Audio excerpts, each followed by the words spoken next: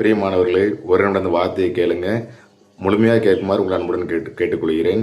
உங்களுக்கு ஆண்டவராய் இயேசு கிறிஸ்து இந்த நாளிலும் கொடுக்கிற வார்த்தை என்னவென்றால், சங்கீதம் 30ஆம் அதிகாரம் 2ஆம் வசனத்தில் இவ்வாறு சொல்லப்பட்டிருக்கிறது. என் தேவனாய கர்த்தாவை உம்மை நோக்கி கூப்பிட்டேன், என்னை நீர் குணமாக்கினீர்.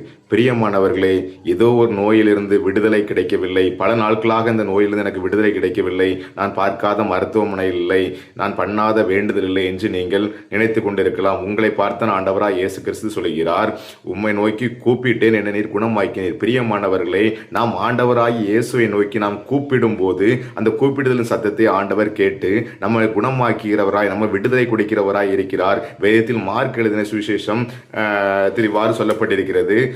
அதாவது அதில் பருத்திமேவு என்ற குருடன் வழி அருகே பிச்சை கேட்டு கொண்டிருக்கிறான். அப்பொழுது அந்த வழியாக இயேசு கிறிஸ்து வருகிறார் என்று கேள்விப்பட்டு அவன் தாவீதின் குமாரனை எனக்கு இறங்கும் என்று கூப்பிடுகிறான். அப்பொழுது சீசர்கள் அதட்டினராக சொல்லப்பட்டிருக்கிறது.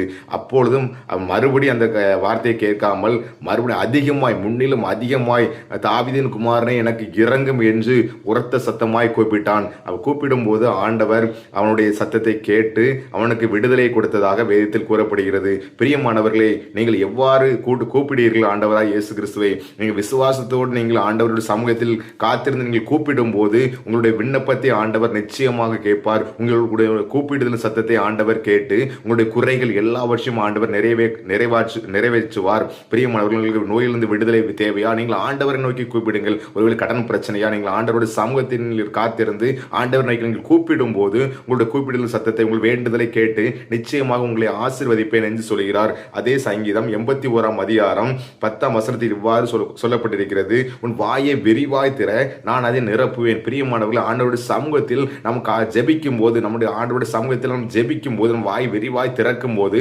ஆண்டவராய் இயேசு கிறிஸ்து அதை நான் நிரப்புவேன் என்று சொல்கிறார். நீங்கள் எந்த காரியத்திலும் குறைவுபட்டு இருந்தாலும் சரி, ஒருவேளை நோயின் மத்தியில் இருந்தாலும் சரி, உங்கள் நோயிலிருந்து ஆண்டவர் நிச்சயமாக குணமாக்குவேன் என்று சொல்கிறார். ஒரு விடுதலையை தருவேன் என்று சொல்கிறார். நீங்கள் தேவனை நோக்கி நீங்கள் கூப்பிடும் போது உண்மையா நீங்கள் கூப்பிடுவீர்களானால் நிச்சயமாக எந்த கட்டுகள் இருந்தாலும் சரி, எந்த பலவீனத்தில், எந்த நோயில் இருந்தாலும் சரி, நிச்சயமாக விடுதலை தருவேன் சொல்கிறார். ஒரு நிமிடம் என்னோடு கூட சேர்ந்து ஜெபிப்பீர்களா? நீங்கள் நேசிக்கிற அன்பின் தேவனை, என்னோடு கூட சேர்ந்து ஜெபிக்கிற ஒவ்வொரு பிள்ளைகளுக்காக ஜெபிக்கிற இந்த கப்பனை, எந்த பிரச்சனைகள் இருந்தாலும் சரி அப்பா, நோய்கள் இருந்தாலும் சரி, பண தேவைகள் இருந்தாலும் சரி, கடன் பிரச்சனை, எந்த பிரச்சனைகள் இருந்தாலும் சரி அப்பா, உண்மை நோக்கி கூப்பிடுகிறார்கள் அப்பா. ஆண்டவரை, இந்த பிள்ளைகளோட சத்தத்தை கேட்டு இந்த பருத்திமை குருடனுக்கு இறங்கின தேவனை, இப்போது இந்த பிள்ளையோட சத்தத்தை கேட்டு இந்த பிள்ளைகளுக்கு இறங்கி நோயிலிருந்து ஒரு விடுதலை, கடன் பிரச்சனை ஒரு விடுதலை கொடுக்க போகிற கிருபைக்காக நன்றி அப்பா. மீட்பர் இயேசுவின் நாமத்தில் ஜெபிக்கிற நல்ல பிதாவே, ஆமென். பிரியமானவர்களே, தேவன் நம்முடைய ஜெபத்தை கேட்டார். நிச்சயமாக நீங்கள் ஆண்டவர் நோக்கி கூப்பிடுங்கள். உங்களுக்கு ஒரு கட்டுகள்